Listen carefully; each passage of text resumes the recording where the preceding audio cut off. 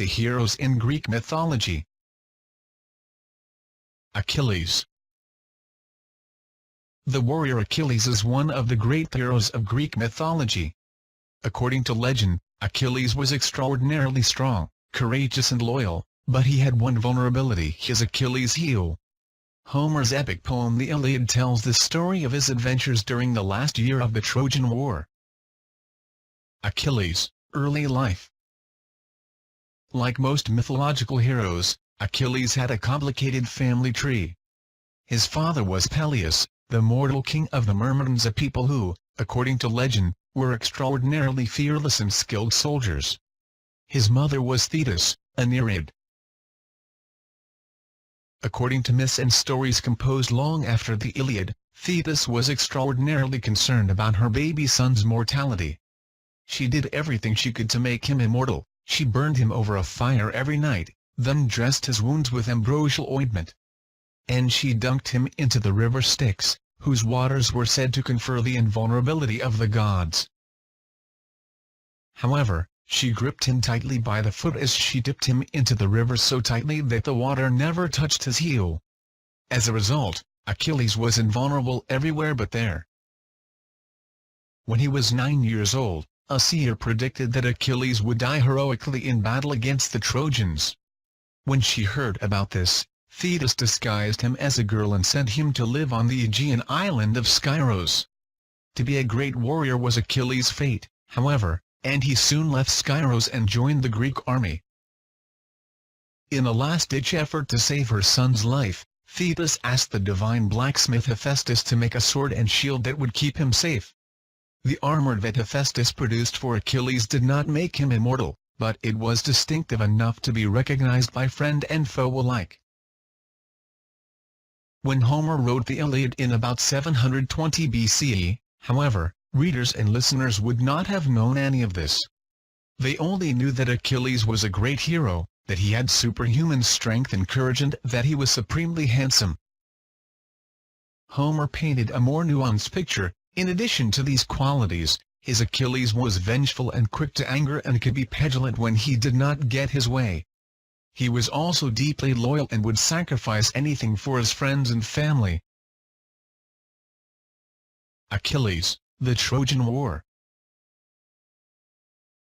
According to legend, the Trojan War began when the god King Zeus decided to reduce Earth's mortal population by arranging a war between the Greeks. Homer calls them the Achaeans and the Trojans.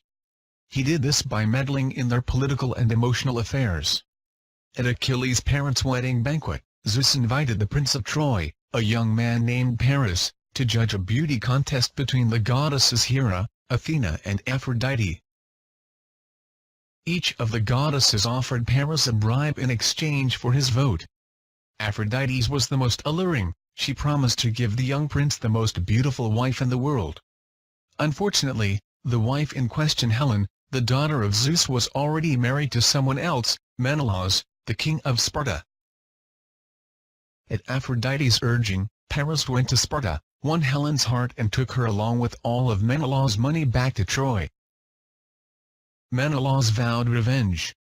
He assembled an army of Greece's greatest warriors, including Achilles and his Myrmidons, and set off to conquer Troy and get his wife back. In Homer's telling, this war lasted for 10 bloody years. Achilles, the Iliad.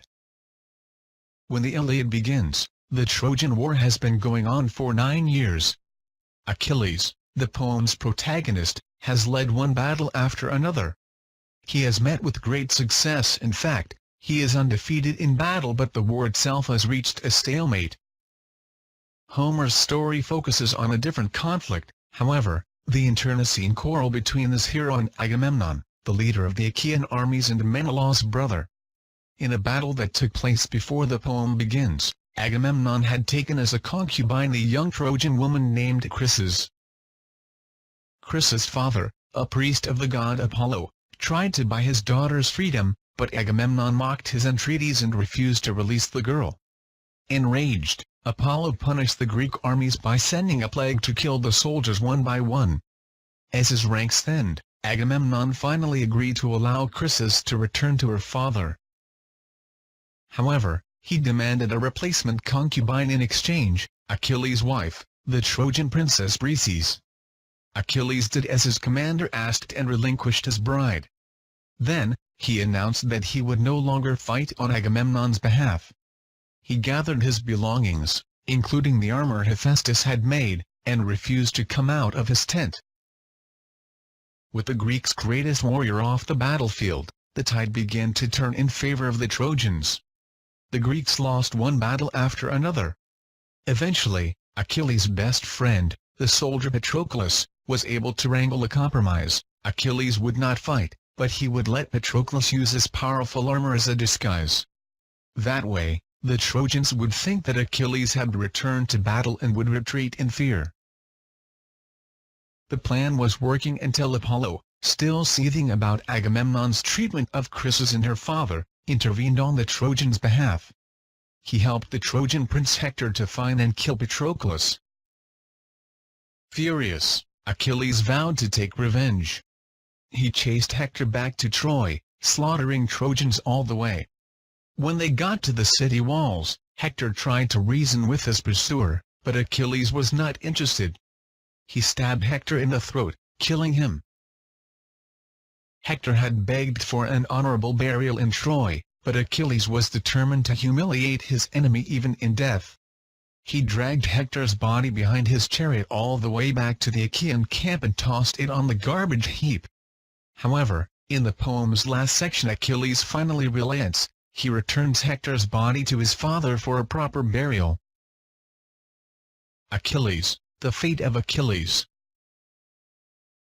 In his Iliad, Homer does not explain what happened to Achilles. According to later legends and bits and pieces of Homer's own Odyssey, the warrior returned to Troy after Hector's funeral to exact further revenge for Patroclus' death. However, the still vengeful Apollo told Hector's brother Paris that Achilles was coming.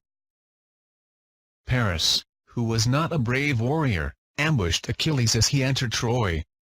He shot his unsuspecting enemy with an arrow, which Apollo guided to the one place he knew Achilles was vulnerable, his heel, where his mother's hand had kept the waters of the Styx from touching his skin. Achilles died on the spot, still undefeated in battle,